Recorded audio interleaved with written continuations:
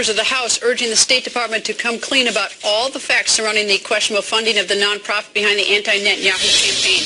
And Congressman Mark Meadows joins us. Good evening, sir. It's good to be back with you, Greta. Nice to have you back. So what's the investigation? Well, really, it's unprecedented. If indeed $350,000, like has been reported, is being used on behalf of Jeremy Byrd, who was actually a national field director for Obama and Organizing for America, the ties are so close that why would we, as Americans, be trying to influence a democracy, an ally in the Middle East, the only real democracy in the Middle East? Why would we be trying to influence the election there with American taxpayer dollars? All right, here's one thing that I don't understand is that I have a copy of a letter here dated January 29th of this year from the House of Representatives. In fact, it is signed by Congressman Lee Zeldin and Senator Ted Cruz, Senator, asking on January 29th for information about, we are now on March 16th. Tomorrow begins the election, which actually is with the time changes in a few hours of Israel.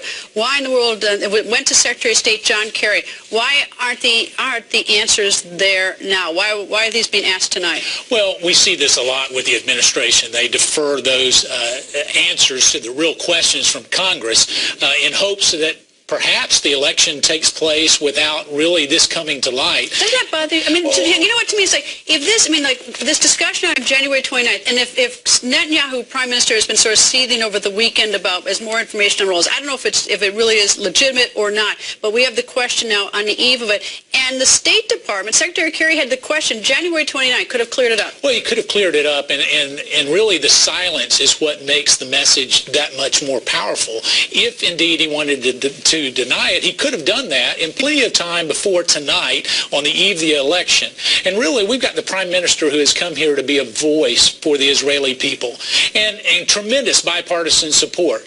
They don't have a vote in this Iran deal, but yet they had a voice. All right, so there are two questions that I have with this. Number one is whether it would be illegal or not for any money to come from the State Department to a nonprofit to work on the ground to be this. I mean, there's one issue whether it's legal or illegal. The other is whether we should be doing it to an ally and a democracy. Well, the legality of that, certainly that's part of what an investigation would have to look at. Was it legal? Was it not legal? But when you have American taxpayer dollars influencing another election, I think the answer to the second question is the American people shouldn't stand for it. I can tell you that there are a number of us in Congress who won't stand for it. Has this ever happened in reverse? Has anyone in Israel, do we have any information that the Israeli government has ever been on the ground here trying to impact our election one way or the other? When elections cost billions of dollars now, not just millions, I have no knowledge of that. Really, I talked to Chairman Chafis just a few minutes ago, and he says he believes that this is unprecedented, and we need to get to the bottom of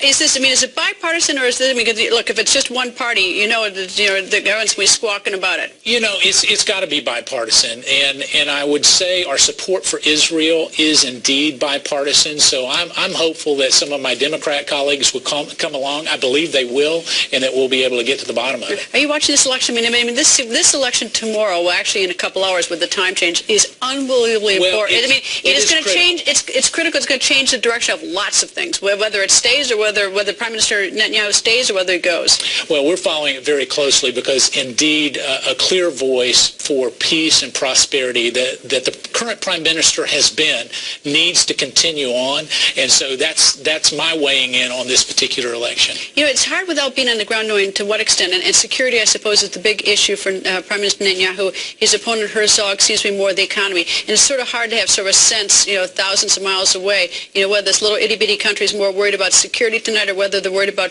putting, the economy putting food on the table. Well, I've been in those terror tunnels that came from the Gaza Strip into Israel, personally been in those, and I can tell you that I would be worried about it if they were coming into my neighborhood, and so truly it's something that needs to be addressed. Well, it's just hours away. We're going to get the answer whether Prime Minister Netanyahu is going to have for an unprecedented fourth term as Prime Minister. So not just